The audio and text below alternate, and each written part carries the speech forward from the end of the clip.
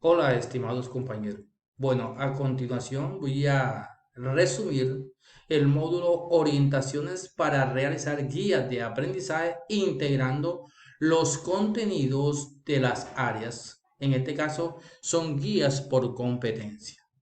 En este módulo nos hemos propuesto unos objetivos, el cual busca inicialmente fundamentar sobre los elementos necesarios para el diseño de una guía de aprendizaje por competencia, que permite el desarrollo primero de habilidades y la gestión de las interacciones entre docente y estudiante en el contexto remoto de alternancia y presencialidad.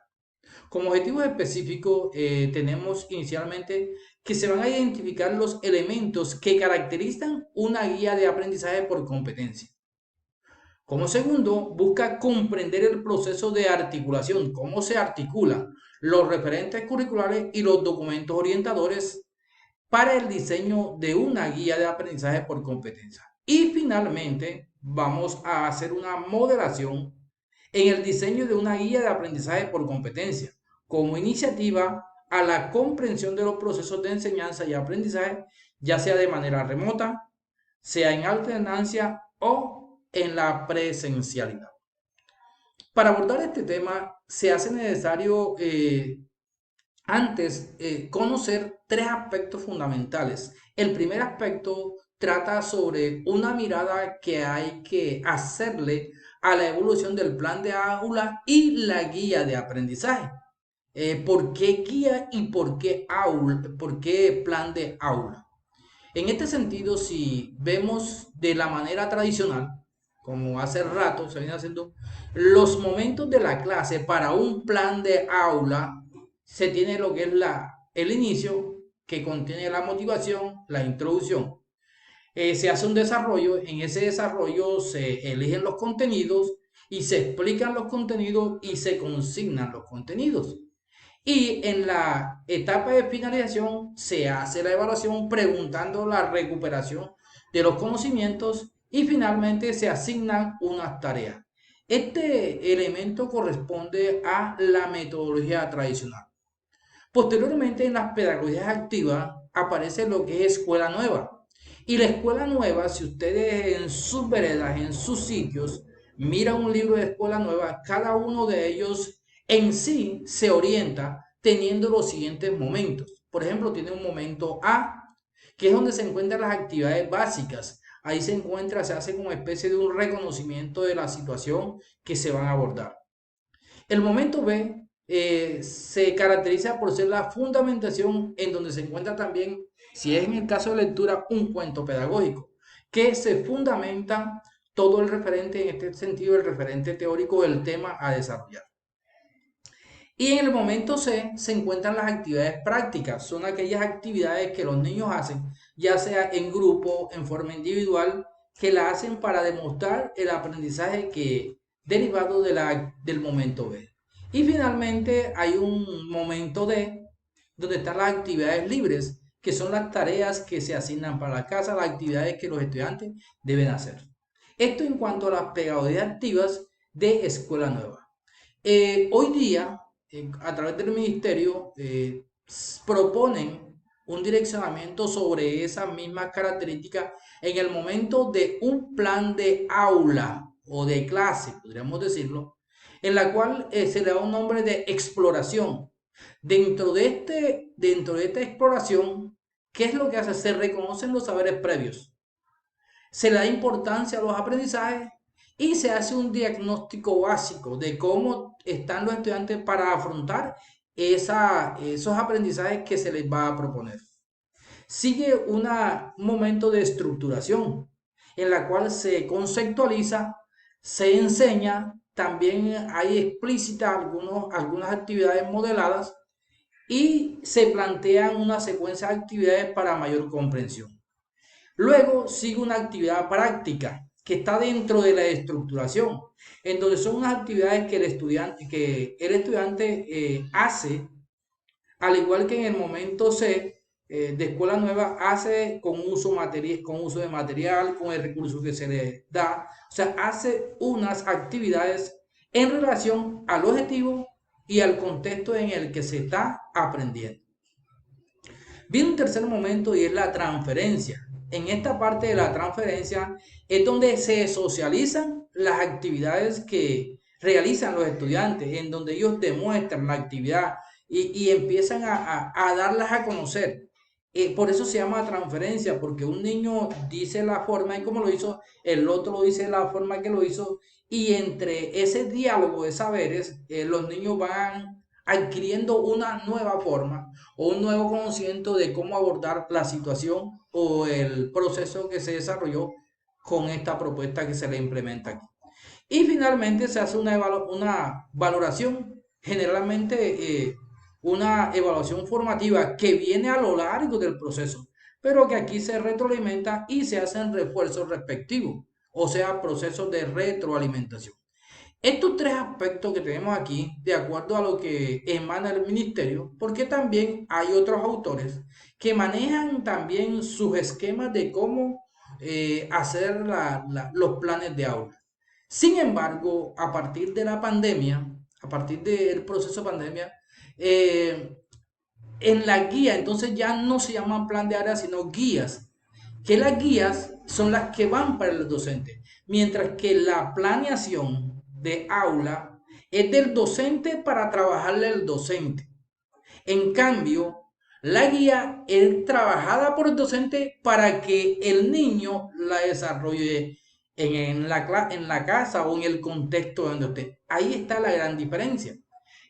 Lo que es la forma tradicional, la escuela nueva y la nueva tendencia son preparaciones de clase que hace el docente para el mismo docente poderle explicar. En cambio, la guía viene siendo, lo hace el docente, pero para el estudiante, para que el estudiante la desarrolle. Y aquí está compuesto también por una serie de ítems en el cual le invita a que él interactúe con esa guía. Entonces le preguntan en la guía, ¿qué voy a aprender? Entonces allí el docente ubica lo que va a aprender. Lo que estoy aprendiendo, como si la guía le estuviera diciendo la situación. Y ahí se fundamentan todos los saberes con las actividades que se requieren. Practico lo que aprendí. En este sentido, practico lo que aprendí se relaciona directamente a las actividades prácticas que hace el estudiante, pero de manera autónoma o en su defecto apoyado por el padre de familia. ¿Qué aprendí? Es la evaluación y cómo sé que aprendí es la valoración de todo el proceso. Este es el primer aspecto que hay que tener claro para poder desarrollar la guía. Diferenciar entre un plan de aula y una guía de aprendizaje. Otro aspecto que hay que tener en cuenta en el aprendizaje es que como se va a desarrollar una guía por competencia, es bueno tener algunas claridades de qué es eso de competencia. Porque muchas veces la competencia podemos decirlo, la podemos entender como esta serie de términos. Algunos dicen que son facultades, otras capacidades, otro talento, otras habilidades, otros conocimientos, otros desempeños, otros actitud, otros la aptitud, otros la evidencia, desarrollo de la tarea, la transferencia. Sobre todo estas partes hay mucho lenguaje, mucho conocimiento acerca, pero que en sí no encierran lo que es la competencia como tal. Entonces aquí queremos, de acuerdo al ministerio, definir directamente para comprender este segundo aspecto lo que es una competencia como tal. De acuerdo al ministerio, que lo define en el año 2006, dice que es un conjunto de conocimiento, o sea que aquí cuando dice que es un conjunto de conocimiento, está abordando de que la competencia requiere de unos conocimientos, pero que también como requiere unos también requiere unas habilidades. Entonces, requiere conocimiento y requiere habilidades, pero también requiere actitudes frente a lo que aprende. También requiere comprensiones y disposiciones cognitivas, socioafectivas y psicomotoras apropiadas que se relacionan entre sí para que obtenga un desempeño de esta manera flexible, eficaz y con sentido de una actividad en contextos relativamente nuevos y retadores. Entonces, si hacemos un análisis de la competencia, entonces la competencia ya se deriva en la actualidad con estos pilares de la educación, pues, del aspecto educativo, en el que se refiere el conocimiento, es cuando hablamos de la parte cognitiva, cuando hablamos del saber, cuando hablamos de la parte de habilidades, hablamos de lo procesual, hablamos de los procesos, hablamos del saber hacer, que hace referencia a las habilidades. Y las actitudes es la parte actitudinal, que la postura o el comportamiento que debe tener el estudiante frente a eso. Entonces, este es el ser que se maneja en los pilares de la educación que se están trabajando actualmente. A grosso modo, esta es una explicación un poquito breve sobre la competencia, aunque podríamos profundizarlo más, pero solamente para conocerlo lo vamos a llevar a estos términos. Otro aspecto fundamental es que cómo seleccionamos los temas. En este sentido, dice que vamos a seleccionar los aprendizajes, no los temas. Aquí vamos a ilustrar algunas formas de cómo abordar desde los estándares los aprendizajes que vamos a desarrollar. Aquí queremos mostrarle en el caso de matemática de los estándares agrupados de primero a tercero. Encontramos el pensamiento numérico para empezarle a dar vida a la escogencia del proceso que vamos a desarrollar en una guía. En este sentido, escogemos este aspecto, dice, resuelve y formula problemas en situaciones adjetivas de composición y transformación.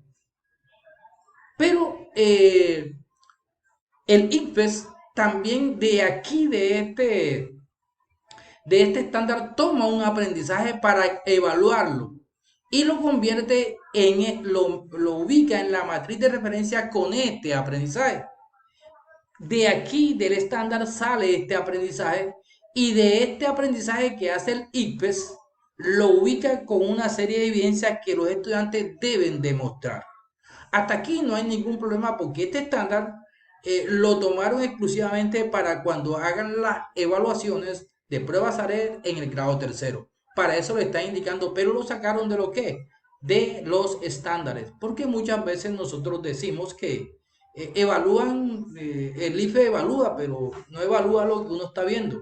Y lo que pasa es que muchas veces uno no está trabajando con los estándares y efectivamente enseña otra cosa que lo que el IFE está mirando. Entonces, pero también el ICFES, perdón, el Ministerio de Educación Nacional también quiso organizarlo desde los estándares, los referentes curriculares o los derechos básicos de aprendizajes.